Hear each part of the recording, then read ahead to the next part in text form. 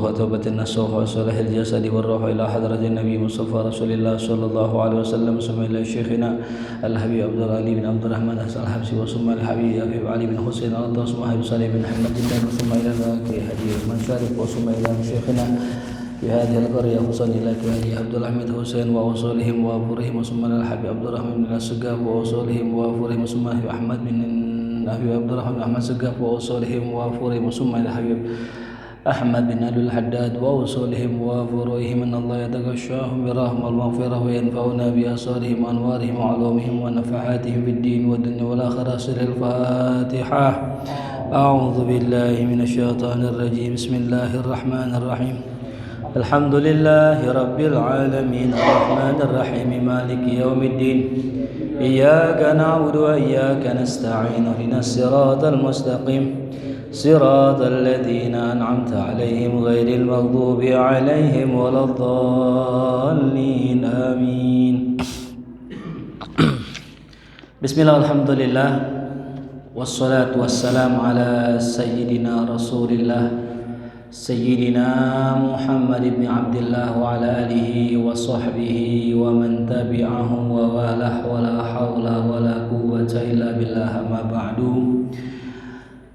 Qala al-musannif rahimahullahu ta'ala wa adama nafa'alana bibarakatihi wa bikum fid dharain amin. Qala fadlud da'wati ila Allah. Qala Rasulullah sallallahu alaihi wasallam afdalus sadaqati an yata'allama al-mar'ul muslimu ilman summa yu'allimuhu akhahul muslima ila akhiril kalam.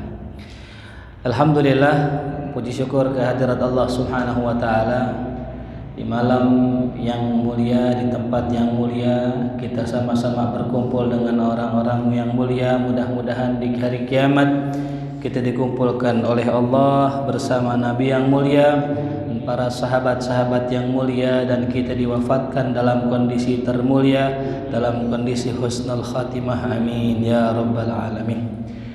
Yang sama-sama kita hormati Ketua DKM Masjid Jami' Darul Muslimin Al-Mukarram wal Muhtaram Ustaz Luqman Satidi, orang tua kita Bapak Haji Muhammad Daud. Kita akan mudah-mudahan Allah panjangkan umurnya fi sihatin wa lutfin wa afiyah. Amin ya rabbal alamin.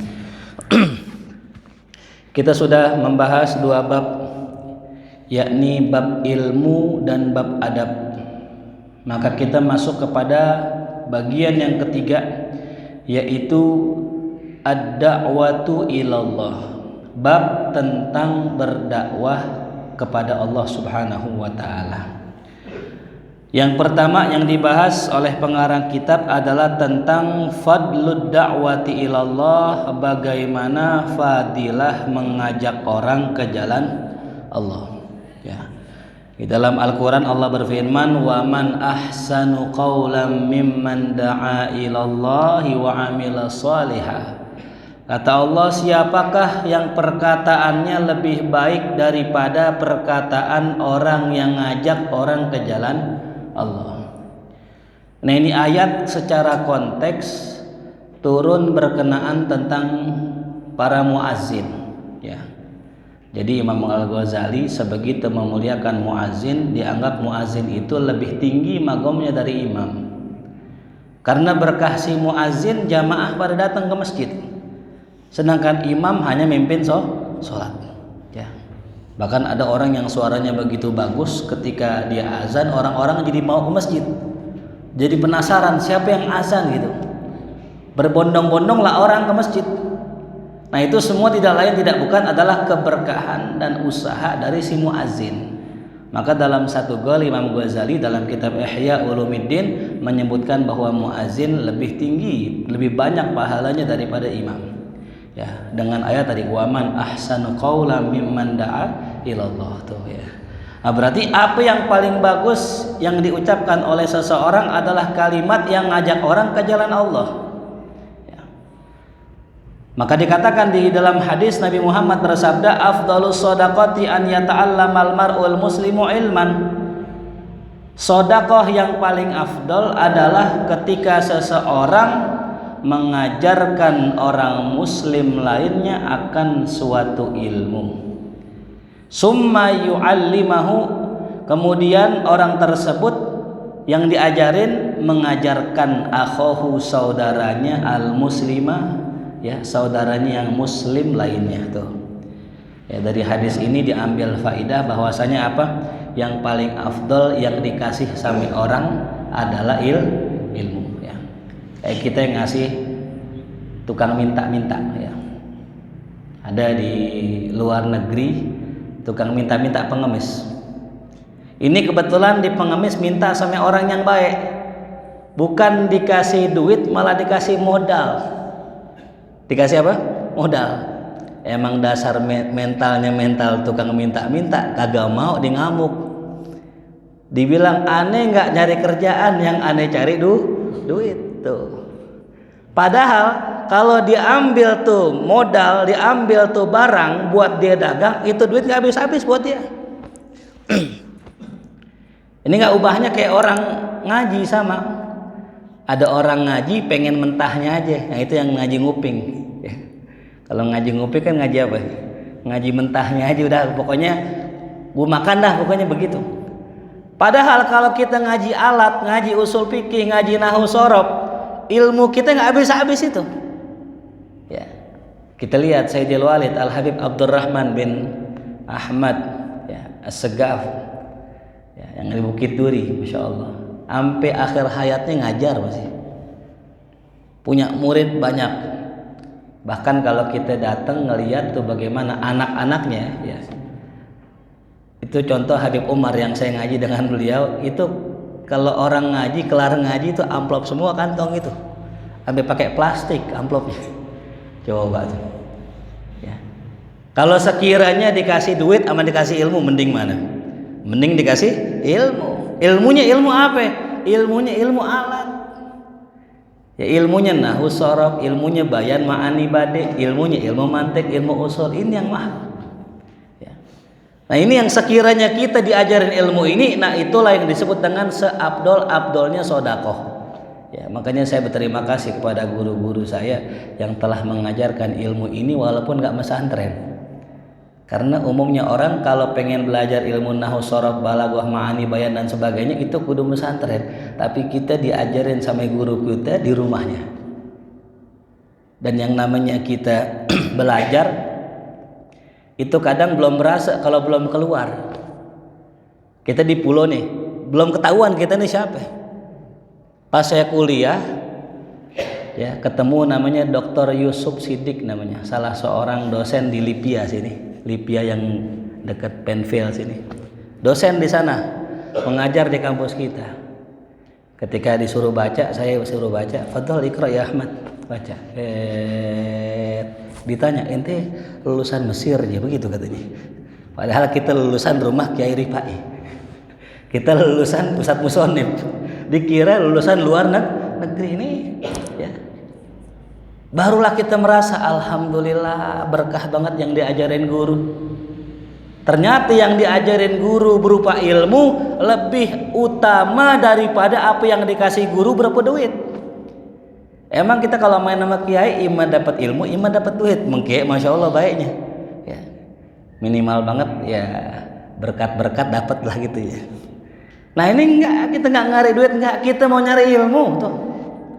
Terlebih ilmu yang diajarin bisa bermanfaat lagi buat orang seterusnya. Itu yang namanya ilmu itu namanya berkah. Ini konsep berkah yang sering orang salah fahamin banyak. Apa konsep berkah yang orang sering salah fahamin? Orang nyantren pulang jadi kaya, itu katanya berkah. Itu bukan berkah namanya.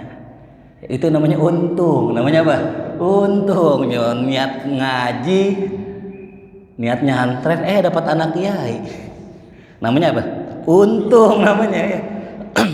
Secara konsep berkah itu bukan berkah. Berkah itu adalah ziyadatul khairi bil khair.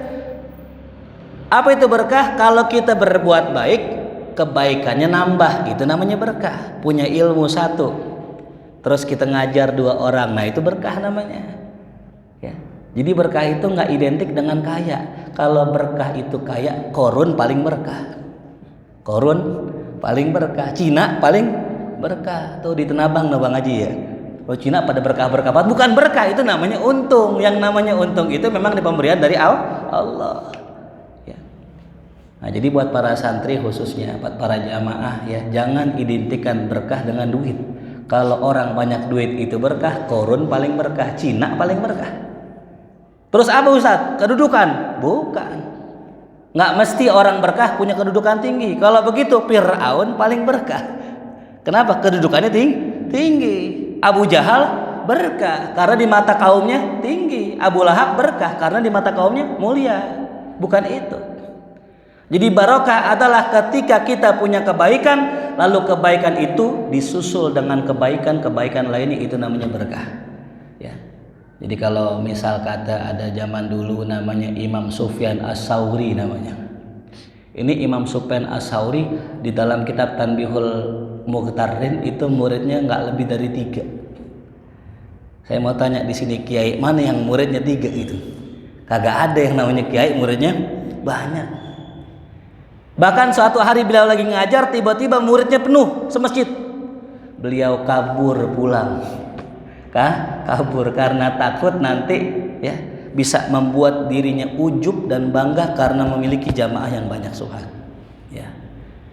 Ini sebegitu solehnya beliau menjaga tuh hati. Ya. Ini Imam Sufyan As-Sauri. Ya. Apakah nggak berkah? Ya enggak. Justru beliau itu membatasi muridnya. Itu masih menunjukkan berkah karena dari 1 orang guru punya 3 orang murid, itu namanya bertambah. Nggak mesti banyak, enggak. Ya. Jadi nggak mesti pesantren itu muridnya ribuan, enggak. Nggak mesti pesantren muridnya puluhan ribu, enggak. Kita punya taklim yang ngaji 5 orang istiqomah, itu berkah. Bahkan ada majlis di sono namanya majlis 442 itu. Kadang 4 yang ngaji, kadang 4, kadang 2 gitu. Ya. Ini kayak ngaji begitu ya, kayak ngaji Quran Ustaz Lukman ya gitu. Kadang malam ini 4, besok 4, besok 2 peripat jatuhnya itu. Ya. Itu udah berkah namanya. Ya. Nah kembali lagi ya. Jadi yang namanya seorang alim sedekahnya adalah dengan ilmu. Makanya kalau kita ngaji sama Ustaz Lukman misalnya, kagak pernah dibagi duit gitu, nggak pernah ditraktir, tapi diajarin ilmu, itu udah sedekah namanya. Bahkan lebih afdal daripada dikasih duit, karena duit bisa habis, ilmu bisa bertambah. Ya. Ada orang kan inamal a'malu binniyat. Kadang ada orang datang ke kiai mau ngaji, ada juga yang mau minjem duit, ada juga ya. Dipikir wah kiai ini udah nggak hubud dunia nih kiai ini, masya Allah. Datang ke rumah kiai, assalamualaikum kiai, sehat kabar? Anda lihat antum makin naik aja sekarang. Masya Allah. Di mana-mana ada banner antum katanya. Di Pulau ada, di Jaten ada. Masya Allah, pokoknya nggak ada kiai yang lebih top dari ente. Naik tuh kiai itu. Jadi begini Ji, ane mau minjem duit. Tuh ujungnya ketahuan tuh. Ujungnya minjem duit. Makanya ciri-ciri kalau orang minjem duit datang muji-muji, terus musab-musab paha, itu ciri-ciri itu. Nah yang begini nih, innamal a'malu binniyat. Yang datang ke kiai mau nyari duit, pulang dapat duit, insya Allah. Tapi kalau yang benar-benar mau nyari ilmu, insya Allah dapat ilmu.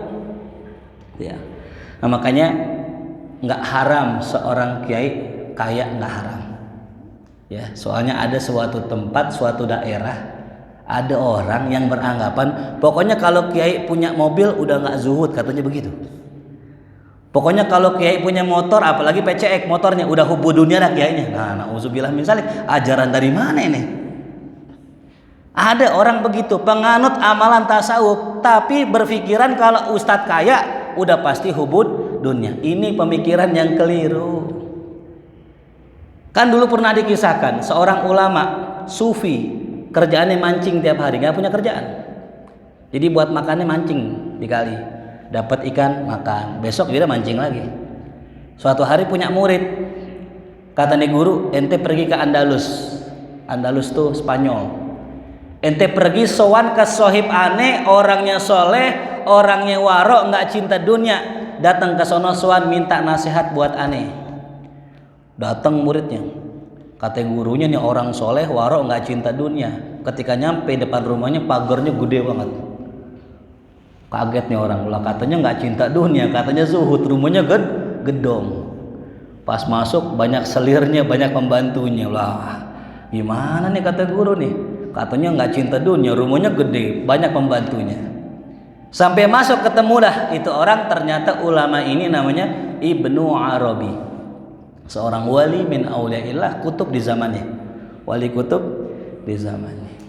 Beliau mengarang kitab namanya Futuhat Makkiyah, tebalnya segini, 9 jilid. Itu alim luar biasa, mazhabnya Maliki juga. Nah, dibilang nih kata muridnya, wahai Ibnu Arabi, wahai tuan, wahai syekh, saya punya guru di kampung si fulan. Oh iya, itu sahib aneh. Beliau nyuruh aneh kemari, sowan ke antum, minta nasihat buat beliau, buat guru. Kata Ibnu Arabi yang kaya, yang pembantunya banyak, yang rumahnya gede, bilangin namanya guru ente, jangan mikirin dunia mulu. Allahu Akbar. Makin bingung ini murid. Kenapa? Lah yang kaya dia, guru aneh mah susah, boro-boro mikirin dunia. Tapi dia masih husnuzon, pulang ke rumahnya sampai ketemu gurunya, guru nanya, kata gurunya, dapat nasihat apa ente? Begini guru, kata teman antum jangan mikirin dunia mulu. Gurunya nangis. Ya Allah, benar. Dia tuh teman aneh, emang kaya tapi dunia nggak di hatinya. Dia emang kaya tapi dunia kagak masuk ke dalam hati, nggak pernah mikirin dunia. Dunia datang sama dia. Tapi aneh kadang yang susah, kadang makan hari ini ikan, besok mikirin besok makan apa tuh. Ya, ternyata yang miskin justru bisa lebih cinta dunia daripada yang kaya. Makanya kita jangan suka ngeremehin orang-orang yang naik mobil. Ya, bisa jadi yang punya mobil lebih zuhud daripada kita. Ya.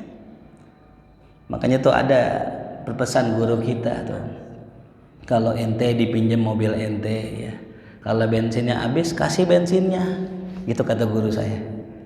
Jangan orang minjem mobil disuruh isiin bensin gitu. Itu sih manusiawi banget, manusiawi. Sampai saatnya alhamdulillah saya punya mobil. Ini pesan guru saya. Ya, mungkin guru saya kasyaf, dilihat nih nanti lu bakal punya mobil gitu. Pas saya punya mobil, jam 3 malam, ada saya punya murid minjem. Ini murid yang minjem. Guru, minjem mobil boleh nggak? Mau kemana? Mau ke bandara. Oh iya. Ingat pesan guru. Apa itu? Bensinnya isiin. Gitu. Dinanya, guru etolnya ada nggak? Etolnya ada. Lu pakai dah tuh, lu pakai semua tuh. Bensin kita isiin full, etol kita kasih itu. Tuh pelajaran dari guru, masya Allah. Yang begini yang langka nih. Bahkan dites lagi Bang Haji. Bukan hanya sekedar kita begitu.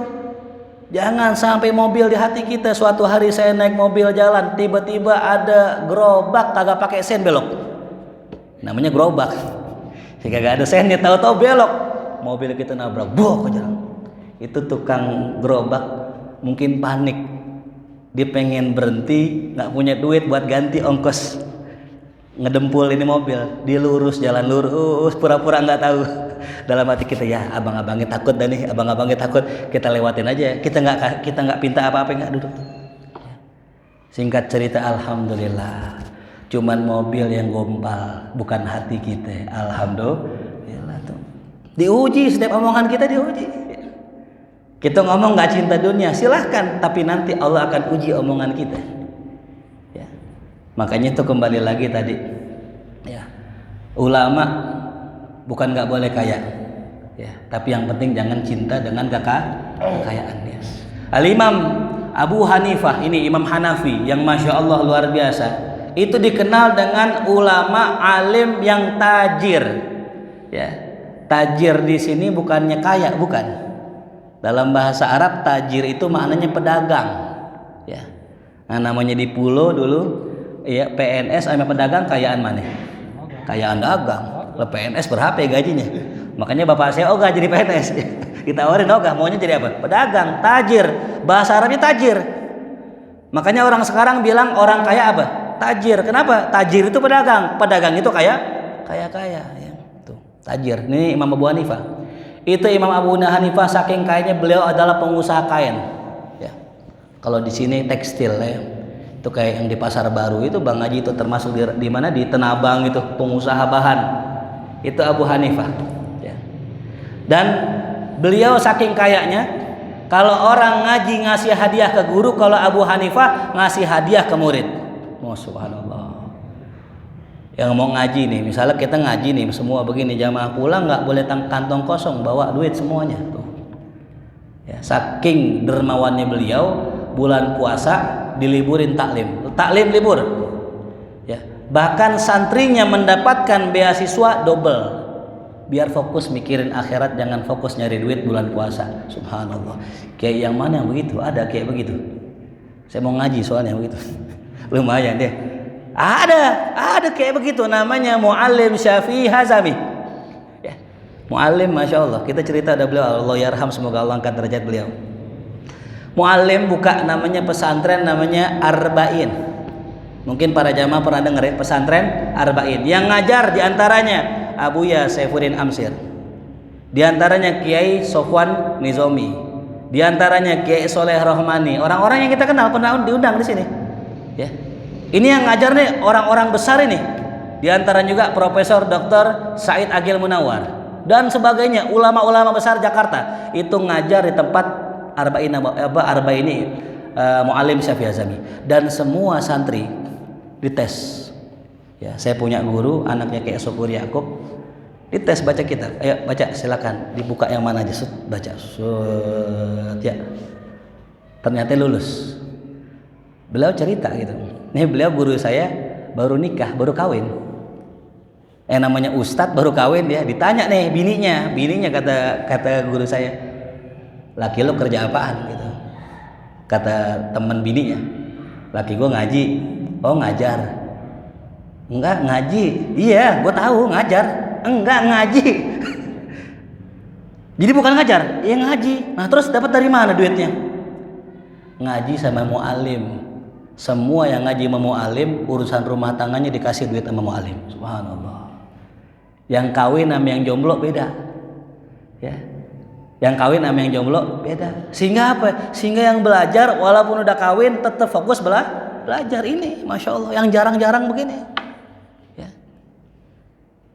Sama nih kayak di sebelah di sini nih, Lili Piah sini, ya. Lili Piah sama, cuman rada Wahabi dia. Itu sama, ya. Nah, jadi inilah yang kita perlu sekarang nih, ada nggak nih?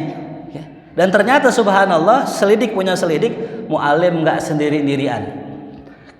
Beliau dibantu oleh beberapa pejabat di antara agnia, di antaranya itu Profesor Insinyur Fauzi Bowo. Nah, iya. Jadi kolaborasi ini antara orang alim dengan ulama. Jadi orang alim bilang, ya Syekh, ya muallim, udah antum nggak usah pusing-pusing, biar semua santri-santri antum saya kasih duit sebetulnya. Ya. Jadi kalau kolaborasi antara ulama wal umara wal agniya, ini mantep nih. Ya. Kalau di zaman Imam Al-Bukhari, di zaman Imam Ghazali, yang namanya kiai itu gaji per bulannya 1 miliar. Kiai ngajar kitab ini, ya pakar di bidangnya itu 1 bulannya berapa? 1 miliar. Guru Al-Quran 700 juta. Kita kira-kira tanya di sini, kira-kira ada gak pengajian begitu? Gak ada yang nyanggup di sini. Ya, yang ada komisaris Pertamina tuh, nah mungkin tuh 1 M tuh ya. Tapi yang namanya ilmu agama lah, ya layuh tamu bihi, orang banyak nggak peduli itu. Sehingga apa? Sehingga orang-orang sekarang katanya mendingan kerja juga, ada ketahuan jelas ada duitnya daripada jadi ustadz guru ngaji belum tentu ada duitnya. Akhirnya apa? Orang yang belajar agama semakin menurun tuh ya. Lalu Imam Asy-Syafi'i rahimahullah, Imam Syafi'i pun sama ya, bukan orang kaya. Tapi suatu hari Imam Asy-Syafi'i dibagi duit sama khalifah. Ini Imam Syafi'i. Dibagi duit sekian keping emas, pulang dari tempat khalifah sampai rumahnya tuh duit udah habis. Subhanallah. Ya. Jadi ya tadi saya bilang orang alim itu bukan nggak bisa kaya, cuman kalau mereka kaya itu nggak bakal masuk ke hati mereka. Belum pulang ya sampai rumah duitnya udah habis, dibagiin di tengah jalan sampai orang. Subhanallah. Kalau kata Gus Dur namanya kiai kantong bolong namanya. Ya, kiai kantong bolong, habis masuk amplop keluar lagi tuh ya. Ini nggak lain bukan karena tadi di hatinya memang tidak menyimpan hubud dunia ya. Jadi bukan nggak boleh nerima hadiah, bukan nggak boleh, bahkan guru kita mengajarkan, ya, kalau dibagi ambil, ya, kalau dibagi ambil, jangan sok-sok nolak gitu, sok-sok nolak, maaf ya, aneh nggak nerima amplop gitu, pulang di WA, maaf nggak jadi gitu. Terima, ambil, ya. Kalau memang kita ambil terus kita nggak butuh, boleh bagi.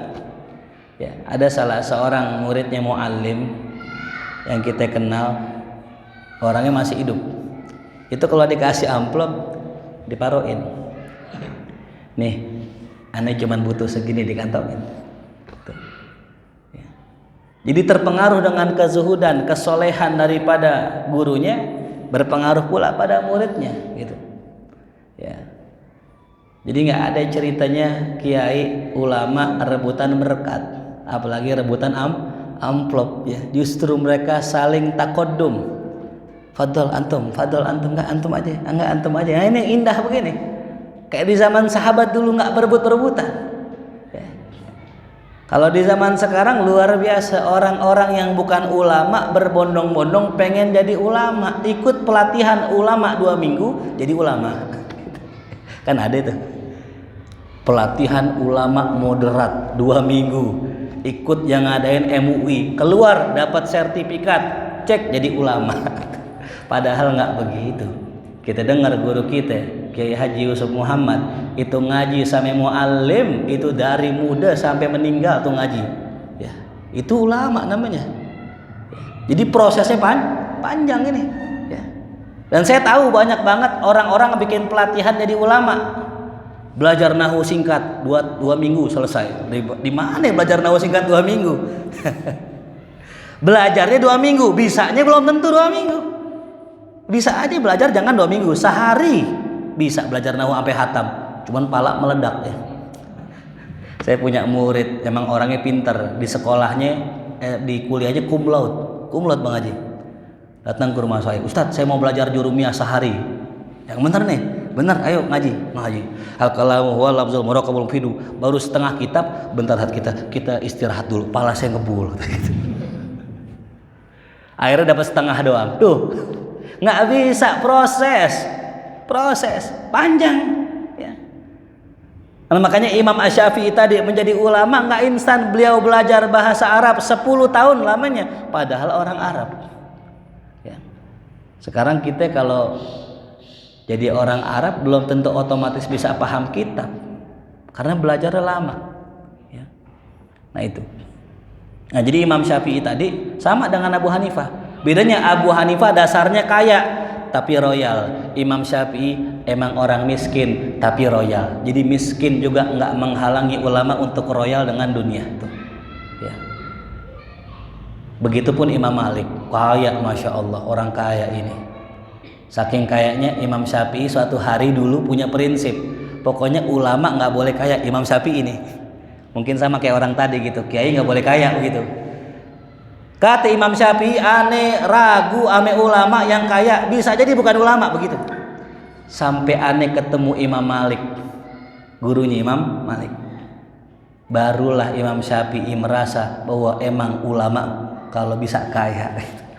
Kenapa itu? Imam Malik ketika Imam Syafi'i pengen hijrah dari Madinah ke kota Yaman, ya, pengen udah lulus jadi alumni, Imam Malik lah yang memberikan duit emas dan ontak buat jalannya Imam Syafi'i. Yang modalnya gurunya tuh. Nih Syafi'i, nih duit, nih ontak, ente pakai gida sono buat berangkat nyari ilmu tuh. Subhanallah. Aneh bilang wah luar biasa. Kalau semua ulama kayak begini, ya, bisa modalin muridnya, ahsan ini, cakep ini tuh. Kasihan murid-murid yang susah. Sampai Abu Hanifah punya murid susah, miskin, namanya Abu Yusuf. Ini murid kesayangan Abu Hanifah. Orangnya cerdas, pintar, cuman miskin. Kata abah emaknya, lu kerjanya nyari duit begitu, sama kayak kita ya. Abah emaknya nyuruh anaknya Abu Yusuf nyari duit. Kan kayak kita zaman sekarang gitu. Ngapain sih lu ngaji mulu separis, lu kerja aja ke sono di Alpa gitu. Kerja di Alpa.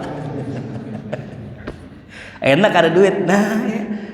Sama ini. Akhirnya apa? Abu Hanifah sebagai seorang guru, ini murid pintar, cerdas, tapi orang tuanya nggak setuju ngaji. Dikirimin duit sama Abu Hanifah ke orang tuanya tiap bulan. Tuh, subhanallah.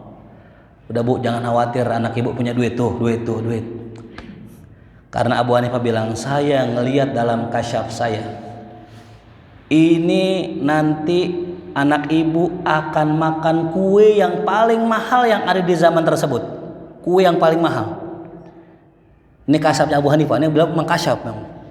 Sampai Imam Abu Hanifah bilang nih, ya, berpesan kepada ini muridnya Abu Yusuf, bahwasanya ada sebuah air mani yang mirip dengan manusia, mani manusia, yaitu mani kelelawar. Begitu doang kalimatnya. Itu kalimat keluar dari mulut Abu Hanifah buat muridnya. Sampai Abu Yusuf terus belajar sampai gurunya meninggal. Imam Hanafi meninggal. Habis Imam Hanafi meninggal, nggak lama terjadi kasus besar. Terjadi masalah besar di kerajaan Geger. Kenapa Geger? Ternyata istri raja selingkuh. Wah, raja parah, raja panik. Wah, gimana istri aneh yang tersayang selingkuh di belakang aneh? Ditanya, emang apa paduka raja buktinya? Itu ada sperma, ada air mani di kasur saya, padahal saya nggak berhubungan dengan istri saya. Wah, dipanggil Abu Yusuf. Ya Abu Yusuf, panggil Abu Yusuf kemari. Panggil yang tadi muridnya Abu Hanifah. Dipanggil. Ada apa paduka? Ini istri saya selingkuh ini. Bagaimana hukumnya? Kira-kira saya mesti bagaimana Abu Yusuf? Nah, Abu Yusuf bilang, Pak, mohon maaf, ya. Dulu guru saya pernah bilang, sesungguhnya ada air mani hewan yang mirip dengan air mani manusia. Apa itu? Air mani kelelawar. Oh, jadi ini bukan sperma manusia, bukan. Ini sperma kelelawar. Bisa jadi masuk ke rumah bapak, kemudian dikeluar sperma di kasurnya bapak. Rajanya girang, alhamdulillah. Oh, kalau begitu istri saya nggak selingkuh? Enggak, itu adalah spermanya kelelawar. Tuh dibuktikan, oh ternyata benar. Oh, ini bukan sperma seseorang laki-laki, ini spermanya kelelawar. Berkat kejadian itu, Abu Hanifah dikasih makanan kue yang paling enak di zamannya, gitu. Ya. Ternyata benar apa kata gurunya, ini Abu Yusuf nanti akan menjadi orang besar yang akan makan kue paling mahal di zamannya. Shallallahu alaihi Muhammad. Tuh ya. Jadi bukan hanya duit yang dikasih, tapi ilmu yang dikasih ame guru, masya Allah. Wa qala Isa alaihissalam, berkata Sayyidina Isa alaihissalam, man ta'allama wa amila wa 'allama yud'a 'aziman fi malakutis samawat. Berkata Nabiullah Isa, siapa orang yang belajar, ta'alam, ya. Jadi ada ta'alam, ada darosa. Dalam bahasa Arab belajar itu dua. Ta'alama ame darosa yadrusu. Ya, darosa yadrusu darasan wa madrasan fahuwa darisun wa dzaka madrusun. Ya. Terus apa lagi? Udrus, ya. Darosa yadrusu, udrus la tadrus, gitu ya. Ada darosa yudarrisu tadrisan, tadrisatan tadrosan, tidrosan mudarrosan fahuwa mudarrisun. Jadi yang kita kenal sekarang namanya madrasah.